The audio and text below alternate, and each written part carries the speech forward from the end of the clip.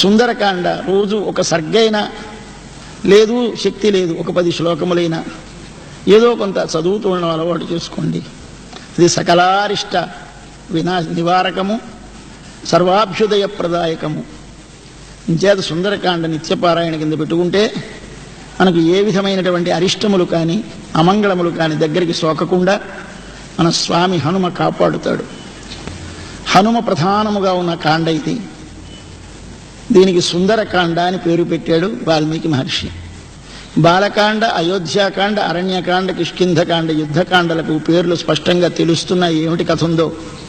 కానీ సుందరకాండ వారు తులసీదాసు గారు లంకాకాండ అని, ఏదో హనుమ ప్రధానంగా ఉంది కనుక మరొక పేరు పెట్టుకున్నారు, కానీ సుందర అని పెట్టలేదు. కానీ సుందరకాండని వీరు పెట్టేశారు. ఏమిటి సుందరకాండ అంటే, దీనికి న్యాయంగా ఆలోచిస్తే ఆంజనేయుడు ప్రధానంగా కనిపిస్తాడు ఈ సుందరకాండలో. ఇది 68 సర్గలు. 68 సర్గలలో మొదట దర్శనమిస్తాడు మహేంద్ర పర్వతం మీద హనుమ. మళ్ళీ చిట్ట చివరి సర్గలో ఆయన మాటతోటే సమాప్తమవుతుంది సుందరకాండ. ఈ విధంగా సుందరకాండలో మొదటి నుంచి చివరి దాకా ప్రతి సర్గలోనూ హనుమ దర్శనమిస్తాడు. ఆయనను దర్శించడం, ఆయన గుణములను ఒక్కసారి అనుభవించటం, ఆయన మూర్తిని భావించడం చేస్తే మన లోపల బలము, బుద్ధి, విద్య సర్వము కలుగుతుంది. ఆయన వాయువు త్వమేవ ప్రత్యక్షం బ్రహ్మాసి.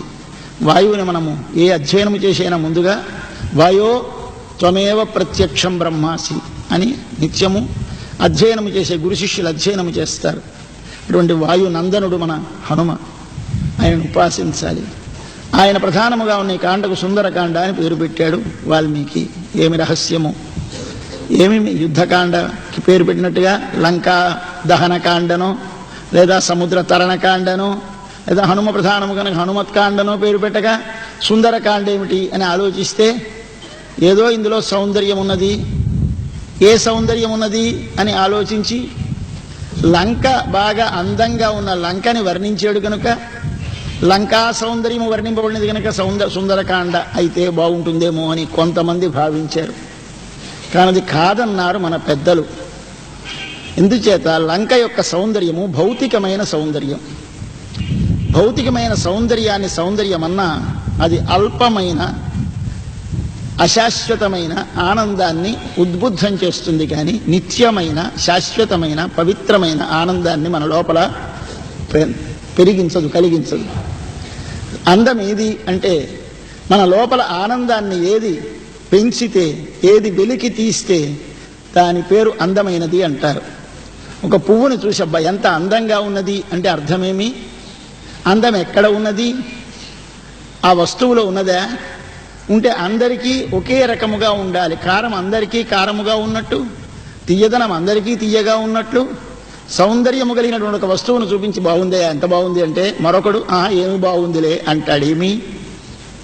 మన పిల్లడు మనకెంతో అందంగా కనిపిస్తే పక్కవారికి అనిపిస్తాడేమి? వస్తువులో ఉందా సౌందర్యం? లేదు. మరి ఎక్కడుంది సౌందర్యం? మన లోపల ఉన్న ఆనందాన్ని బయటికి బహిర్గతము చేసేటువంటి శక్తి దేనికి ఉంటే దానిని అందమైనది అంటున్నాం మనం. ఒకసారి అది చూడగానే నీ మనసు లోపల ఆనందం కలగగానే అబ్బా ఎంత అందంగా ఉంది అంటున్నావు. ఒకరికొక పువ్వు, ఒకరికొక వస్తువు, ఒకరికొక పాట, ఇవి అందం. ఎంత అందంగా ఉంది, ఈ సభ ఎంత అందంగా ఉంది, ఈ ప్రవచనం ఎంత ఏమిటి అర్థం? ఆనందాన్ని వెలికి తీస్తోంది. కాబట్టి అందగాడు అంటే ఎవడు ఆనందాన్ని వెలికి తీస్తాడో వాడు అందగాడు. వాడు ప్రధానముగా కలిగిన కాండ కనుక ఈ కాండకి సుందరకాండ. ఎవడా సుందరుడు? రామచంద్ర ప్రభువు ఇందులో ఉన్నాడు. కానీ ఆయన రామచంద్ర ప్రభువు మనకు దర్శనమిచ్చేది చిట్ట చివర 62వ సర్గ దాకా దర్శనమివ్వడు. మొదటి నుండి చివరి దాకా కనిపించేవాడు, ప్రతి సర్గలో కనిపించేవాడు ఒక్క హనుమ. చిట్ట చివర 62వ సర్గలో అంతర్లీనముగా రాముడు వచ్చినా చిట్ట చివర కనిపిస్తాడు. కానీ లంకలో ఆంజనేయ స్వామి సీతమ్మను దర్శించినప్పుడు సీతమ్మ శంకిస్తుంది ఆంజనేయ స్వామిని. ఏమయ్యా, నీవు రాముని దూతనంటున్నావే, వానరాణాం నరాణాంచ కథమాసీత్ సమాగమ. నీవు వానరుడివి కదా, వానరులకు నరులకు సమాగమం ఎట్లా కలిసింది? కాక నీకు నిజంగా తెలిసి ఉంటే మా రాముడు ఎట్టి రూపము కలిగి ఉంటాడు, ఎట్టి గుణములు కలిగి ఉంటాడు చెప్పు అంటుంది. అంటే మాయవేషముతో వచ్చిన రావణాసురుడైతే ఒకవేళ తన స్వార్థము కొరకైనా రాముణ్ణి వర్ణించలేడు. తనకు సీతమ్మని వశపరుచుకుందుకు ఉపయోగపడుతుంది కదా పోనీ వర్ణిస్తే అని కూడా రాముణ్ణి వర్ణించడు. ఆయన స్వభావంలో చాలా అభిమానశాలి, అహంకార గర్వ పర్వత మస్తక స్థితుడు.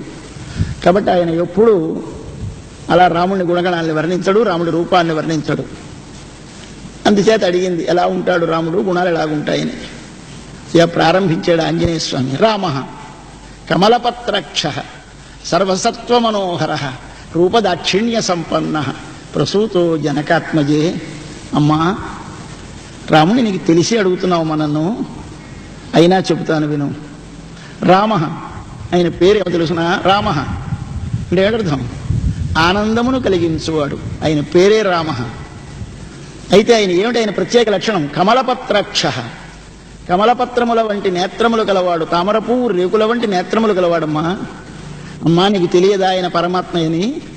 నాకు తెలుసును పరమాత్మయని. నీ వెరుగుదువు కానీ నన్ను మభ్యపెట్టి అడుగుతున్నావు. రామ సాక్షాత్ బ్రహ్మస్వరూపమే రామచంద్రుడై దిగి వచ్చాడమ్మా. రమయతీతి రామ, రమతే ఇది రామ, రమంతే యోగిన అత్ర ఇది రామ. అందరిని ఆనందింపచేయువాడు రాముడు, ఆనంద స్వరూపుడు, ఆనందమునిచ్చువాడు అయిన రాముడు అంటే బ్రహ్మ. ఆయన ఎట్టివాడైనా మనకు దర్శనమివ్వడానికి ఒక రూపముతో సూర్యమండలాంతర్వర్తి అయి ఉన్నప్పుడు కమలపత్రక్ష. సూర్యవంశములో జన్మించినప్పుడు రాముడు కమలపత్రక్ష. సూర్యమండలములో ఉన్న భగవానుడు ఎట్లాగుంటాయండి? పుండరీకముల పోలిన నేత్రములు కలిగి ఉంటాడు. కాబట్టి ఆయన పేరేమిటి? సూర్యమండలంలో ఉన్న భగవానునికి పుండరీకాక్షుడని పేరు. అందుకోసం మనం సంధ్యావందనం చేసేటప్పుడు రోజును అపవిత్ర పవిత్రోవా సర్వావస్థాంగతోపివా యస్మరేత్ పుండరీకాక్షం స బాహ్యాభ్యంతర శుచి. జలుగో నీళ్ళు జల్లేస్తున్నాం. ఏమిటి దీని అర్థం? పుండరీకాక్ష అంటే చాలు పాపములు ఎండిపోతాయి. పుండరీకాక్ష అంటే ఎవడి పేరు? సూర్యమండలాంతర్వర్తి అయిన పరమపురుషుని పేరు. పుండరీకాక్ష నామోచ్చారణ మాత్రం చేత మన లోపల ఉన్నటువంటి సకల పాప పంకము శుష్కించిపోతుంది. ఎలా సూర్యభగవాను యొక్క కిరణ ప్రసారము జరిగేసరికి భూమి యందు ఉన్నటువంటి పంకమంతా శోషిస్తుందో అట్లా మనలో ఉన్నటువంటి పాపమనే పంకము శోషించాలంటే ఒక్కసారి పుండరీకాక్ష పుండరీకాక్ష పుండరీకాక్ష అనాలి. అది మనకు నేర్పుతున్నారు సంధ్యావందనంలో. ఎవరి పుండరీకాక్షుడు? ఆయన సూర్యమండలంతో. ఆయన నవ్వింది చిన్న పైకి తెలియని చిరునవ్వు. అమ్మ మందహాసం కనిపించింది. ఏమిటది? కోతికి నేత్రాలందం కూడా తెలుసా? కమలపత్రాక్ష అన్నావే అన్నట్టు పెట్టింది ముఖం అమ్మ. ఆంజనేయ స్వామి నవ్వాడమ్మా. సర్వసత్వ మనోహర. రాముడు ఏ జంతువు యొక్క మనసునైనా దోచుకోగలిగిన అందము గలవాడమ్మా. ఒక మనిషి కాదు ఆయన ఆయన అందాలను చూసి ఆనందించేవాడు. చెట్లు ఆనందించేయి, నీళ్లు ఆనందించేయి, పక్షులు ఆనందించేయి, పశువులు ఆనందించేయి. రాముడు అరణ్యమునకు వెళ్ళిపోతున్నాడంటే ఆవులు మేత మానేశాయి, మేస్తున్న గడ్డిని కిందకి జారవదిలేశాయి గుర్రములు, మేత లేకుండా ఎండిపోయినాయి ఏనుగులు, చెట్లు వాడిపోయినాయి, నీరు వేడెక్కిపోయినాయి. శత్రువు భార్య వచ్చి తన భర్తని చంపినట్టు చోట ఆయన దూషించాలని వచ్చి తమప్రమేయశ్చ దురాసదశ్చ అన్నది తార. భర్తను చంపి పడి ఉంటే మండోదరి పడి ఏడుస్తూ వ్యక్తమేష మహాయోగి పరమాత్మ సనాతన అన్నది. ముక్కు చెవులు కోసేసి పంపించేస్తే వారి అన్నగారి దగ్గరికి వెళితే ఎవరే కోసిన వారంటే తరుణౌ రూపసంపన్నౌ సుకుమారౌ మహాబలౌ పుండరీక విశాలాక్షౌ చీర కృష్ణాజినాంబరం అంటుంది. ఏమిటండి శూర్పణఖ? ఇది మా రాముని సౌందర్యం. కాబట్టి మా సర్వసత్వ మనోహర. అంతేకాదు రూప దాక్షిణ్య సంపన్న. పై అందము చూసామా ఆకర్షిస్తాడు, ఆత్మగుణములు చూచామా ఆనందింపజేస్తాడు. దాక్షిణ్యం లోపలిది అంటే దయ, రూపం అంటే బయటి అందము, ఈ రెండూ కలిగిన వాడు. అయితే ఇవన్నీ మనం నేర్చుకుంటాం. కొన్ని మేనర్స్, గుడ్ బిహేవియర్ ఇవన్నీ నేర్చుకోవాలి. నేర్చుకుంటాం. అలా నేర్చుకున్నాడా రాముడు? అభిబే ప్రసూత, బై బర్త్, పుట్టుకతోటి వచ్చాయి ఆయనకి. ఎవరు లేరా? ఏమో ఉంటే నువ్వు ఉన్నావేమో జనకాత్మజే అని పూర్తి చేసేసాడు ఆంజనేయ స్వామి. అడిగితే చెప్పాడండి అక్కడ ఒక అందమైన మాటలతోటి. ఇట్లా ప్రారంభించి అక్కడి నుంచి పై వాళ్ళకి అర్థం కాకుండా చూడండి, ఒక మన భాష కాక మరో భాష వచ్చిన వారు మనకి తెలియకుండా వారు ఆ భాషలో మాట్లాడుకుంటూ ఉంటారు. అలాగే సీతమ్మకి, రాముడికి, ఆంజనేయ స్వామికి తెలిసిన భాష ఉంది. ఆ భాషలో మాట్లాడుతోంది సీతమ్మ ఆంజనేయ స్వామిడి. త్రిస్థిర, త్రిప్రళంబ, త్రిసమ, త్రిశుచోన్నత, త్రివలీవన్, త్రియవనత. 3 ఎత్తుగా ఉంటాయి, 3 గట్టిగా ఉంటాయి, 3 పల్లంగా ఉంటాయి. ఏమిటో ఇది? 4, 5, 6, 10 దశ బృహత్ త్రిభిర్వ్యాప్త ద్విశుక్లవాన్ ఇలా వర్ణించిందండి. ఇది సాముద్రిక శాస్త్రము తెలిసిన వారికి కానీ తెలియనిది. రాముణ్ణి పూర్తిగా కేశాది నఖాంతము పరిపూర్ణముగా చూచి మనసు లోపల ఆ మూర్తిని ప్రతిష్ఠింప చేసుకున్న వారిని కానీ తెలియనిది. ఒక రాముని యొక్క సర్వాంగ సౌందర్యం అనుభవించినది మా తల్లి సీతమ్మ, 2 హనుమ. ఇద్దరికే తెలుసు. కాబట్టి హనుమకి తెలిసింది. అందుచేత రామ సౌందర్యం వర్ణించారు కనుక ఈ కాండలో, ఈ కాండకు సుందరకాండ పేరు పెట్టారు. కాదన్నారు. ఇంకా మరి కొంచెం ముందుకొచ్చి అసలు ఇది కావ్యం కనుక ఈ కావ్యంలో శబ్దం, అర్థం, రసం 3 నిండి ఉంటాయి కనుక శబ్ద సౌందర్యం, అర్థ సౌందర్యం, రస సౌందర్యము కలిగిన కాండ కనుక దీనికి సుందరకాండ అని పేరు పెట్టారన్నారు. మరి కొంచెం పైకొచ్చి కాదండి, ఇందులో పాత్రలలో రాముడి సౌందర్యం, సీతా సౌందర్యం, హనుమత్ సౌందర్యం 3 సౌందర్యాలు వర్ణింపబడ్డాయన్నారు.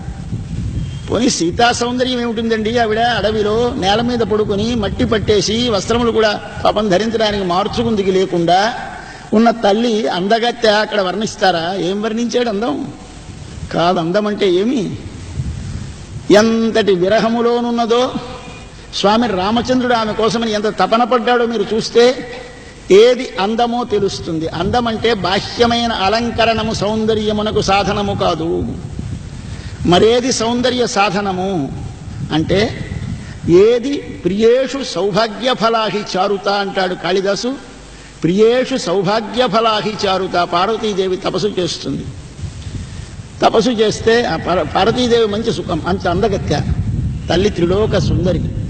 ఆమె సర్వాలంకార భూషితురాలై వచ్చింది. పరమశివుడు తపస్సు చేసుకుంటూ ఉంటే మన్మథుడు వెనుక నుంచి బాణములు వేశాడు ఆమె ఎందు ఆయన మనసును లగ్నం చేయాలని.